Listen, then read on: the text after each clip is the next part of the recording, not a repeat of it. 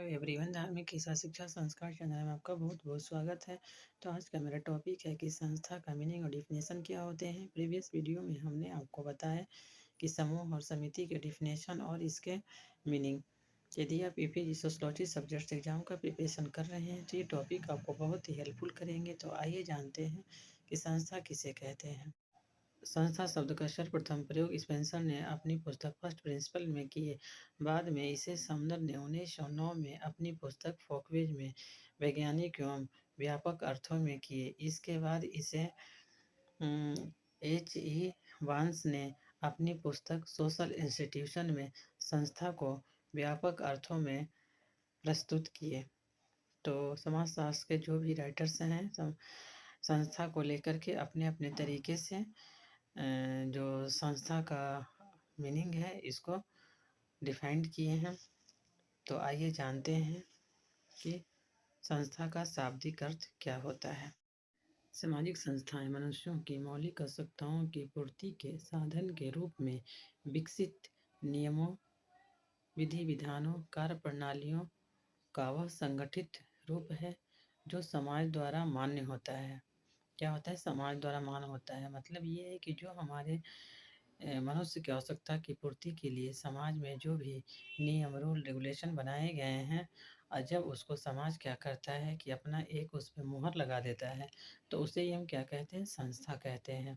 दूसरे शब्दों में समदर ने कहा है कि एक निश्चित विचारधारा को जब एक ढांचा प्रदान किया जाता है तो वही हमारी क्या संस्था कहलाती है। समदर कहते हैं कि एक विचारधारा को जब एक निश्चित ढांचा प्रदान किया जाता है समाज के द्वारा तो वही हमारी क्या कहलाती है? संस्था कहलाती है। तो ये था हमारा संस्था का मीनिंग, इसे ही हम संस्था कहते हैं।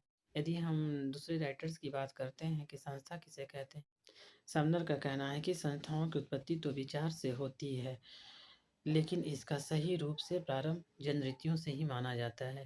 ये कहते हैं कि जनरीतियाँ ही हमारे संस्था को क्या करती है? तय करती है।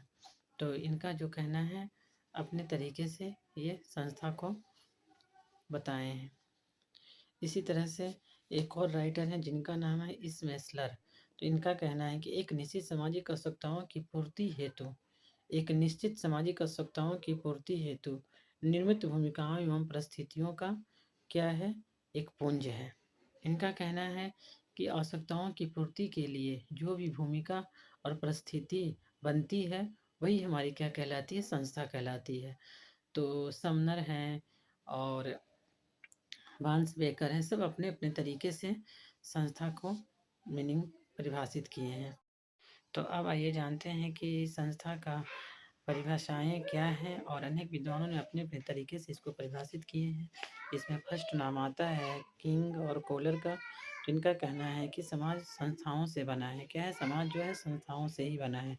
सेकंड राइटर्स का नाम है हेमिल्टन। इनका कहना है कि संस्था सामाजिक रीति रिवाजों का एक गुच्छा है, यानी समूह है। और जो हमारे थर्ड राइटर्स हैं जिनका नाम है जिन्सवर, इनका कहना है कि सामाजिक संस्थाएं संस्कृति का हृदय ही है। सामाजिक संस्थाएं संस्कृति का हृदय ही है। जिस तरह से हमारे बॉडी में हृदय का होना बहुत इम्पॉर्टेंट है, उसी तरह से ये संस्था को हृदय की संज्ञा दिए हैं। तो जो हमारे समाज शास्त्र के जो अनेक विद्वान हैं अपने अपने तरीके से संस्था का जो मीनिंग है और इसकी जो परिभाषाएं हैं इसको डिफाइंड किए हैं, परिभाषित किए हैं फ्रेंड्स। तो आई होप कि आप मेरी बातों को अंडरस्टूड कर पाए होंगे। नेक्स्ट टॉपिक मेरा होगा समुदाय। तो आप पढ़ते रहिए, बढ़ते रहिए। Thanks for watching. Have a nice day. Thank you so much.